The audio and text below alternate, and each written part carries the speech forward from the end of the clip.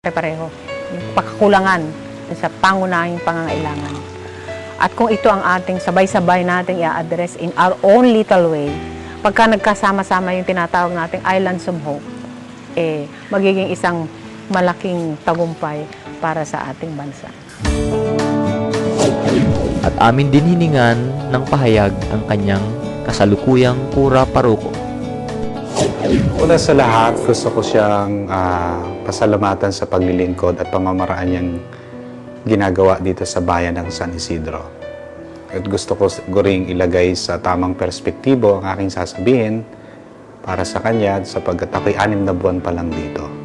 Ganun pa man sa aking paniniwala, buo na ang kanyang imahe bilang mabuti at mahusay na lider ng bayang ito. At aking sinusundan ang paniniwalang iyon sapagkat napatunayan ko na siya'y nasa tamang daan ng paglilingkod.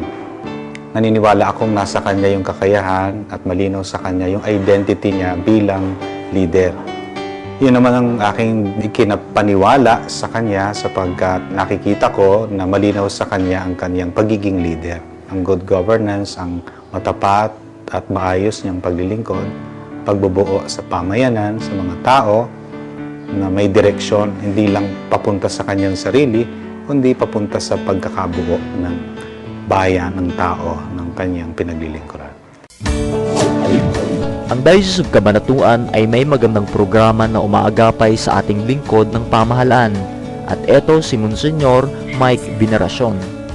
So yung partnership with the local government, ginawa namin yun sapagkat nakita namin yung pangangailangan ng nasa local government ng kaagapay, ng kasama. Ang tawag ni Pope Benedict doon is pastoral accompaniment. Alam niyo, mahirap kasi mamuno ng bayan. Ang dami-dami mong kailangang gawin. Ang mga tao ay umaasa ng mabubuting bagay. So bilang namumuno ng bayan o nasa konsehal ka halimbawa, inatasan ka talaga ng napakaraming bagay. So, nangangailangan ka kuminsan ng kaagapay, ng kasama. Nangangailangan ka ng kanlungan. Sapagkat ang mga namumuno, kailangan din nila ng pupuntahan. Kaya ang ginawa ng diocese, nagbuo kami na parang nag-create kami ng isang sanctuary for them. At ito inilagay namin sa isang eskwelahan sa College of the Immaculate Conception. Hanggang sa napunta sa isang pagkaplano na bakit hindi tayo magbigay ng isang programa sa kanila na para sila gumaling na leader, no? Kaya nag-offer kami, nagsimula kami magbukas in partnership with Ateneo. Nagbukas kami ng tinatawag naming Masters in Public Management. So, ang mga professor nito ay mga magagaling na tao, mga undersecretaries ng gobyerno, mga congressmen na mahuhusay, no? Mga talagang mga kilala sa paglilingkod sa public office. At ngayon nga, meron kaming yung aming batch ng ngayon ay batch ng mga mayors, tsaka may isang vice mayor, may konsehal, may department heads na nag-aaral. Nagsisikap silang pagbutihin yung kanilang ginagawa. Kailangan kasi na naglilingkod yung competence eh. Hindi naman lahat ng tao talaga na magandang kalooban lang ang pwedeng ibigay sa paglilingkod. Kailangan talaga yung kahusayan din, no? Yung galing, no? Tatapatan dapat ng galing yung kagandahang loob para talagang umunlad ang bayan. Kaya ang simbahan nag-provide lang ng parang refuge sa kanila. Basically, it's about helping and accompanying local government officials. No? Sa maraming paraan, napakaraming paraan. Pero ang mahalaga talaga is establishing relationships with them and becoming friends to them. No?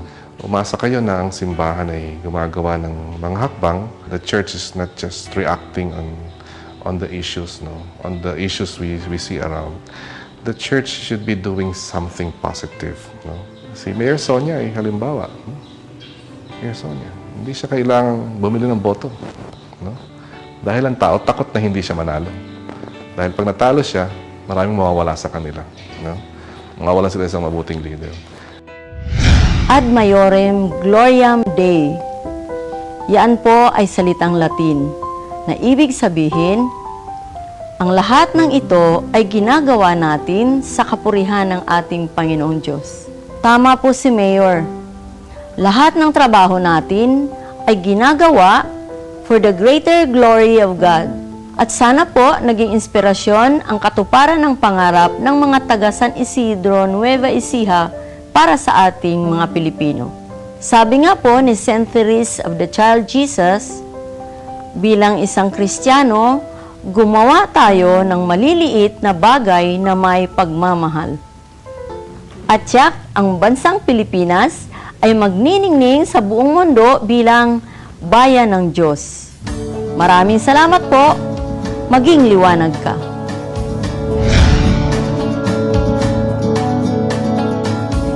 Passing on the message of salvation, passing on the rage of fire, the sin and reside in our hearts. If we just hold on to His power and dream, dwell in His design, let His land be revived. If we just move on to His light and reach out to this land so far.